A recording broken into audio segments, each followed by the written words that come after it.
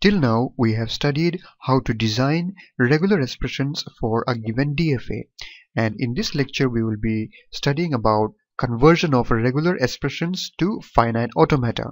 That means, given a regular expression, how do we convert it to its equivalent finite automata? Alright, so in this lecture we will be studying some of the important rules that we should remember while we convert regular expressions to finite automata, and from the next lecture onwards we will be seeing some examples. Alright, so let's get started. So we know that in regular expressions we have expressions of many forms, and let's say that we have inputs a and b, and you have an expression of the form a plus b. That means A union B, which we already know. So if you have an expression of this form, A plus B, how do we draw or design the finite automata for this? So if you have the expression of the form A plus B, we need to have two states. Let me call them states A and state B.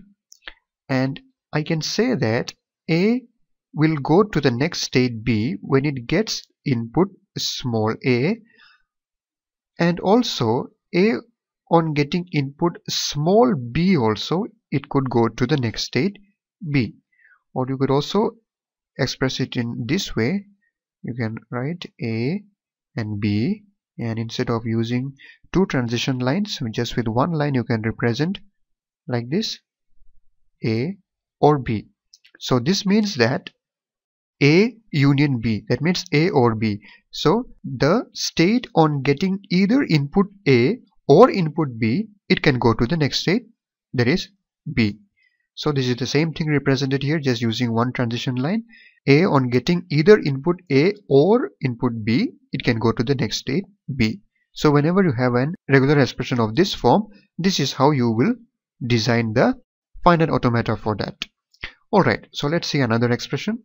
Another expression that we were familiar in our regular expressions were of this form, A dot B, or just it used to be sometimes represented as just AB.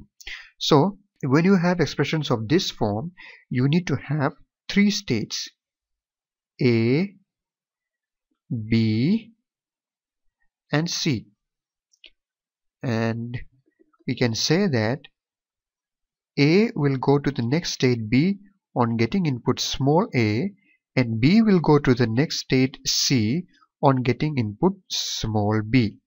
So here, unlike this where it could go to the next state on either A or B, in this case it is not like that. In this case it will go to the next state on getting the first input A, and it will proceed to the next state again when it gets the next input B. So when you have expressions of the form AB, you have to specify two different transitions for those inputs A and B, unlike this one. Alright, so this is how you do it when you have this kind of expression. Okay, now we can see another expression, that is A star, closure of A, which we have already studied. So if you have expressions of this form, the way you represent it is very simple. Take a state and let it go to itself on getting that input A. So this means that closure of A means any number of A's. So here any number of A's, A, any number of A's you can get in this kind of state that you design. So these are three important rules which you should remember while we will be designing the finite automata from the given regular expression. So if you get this form A union B, this is how you design it, and if you get A and B like this is the way you have to design it, and if you get a closure of any input, this is the way you have to design it. So keeping these rules in mind, we will be seeing examples from the coming lectures.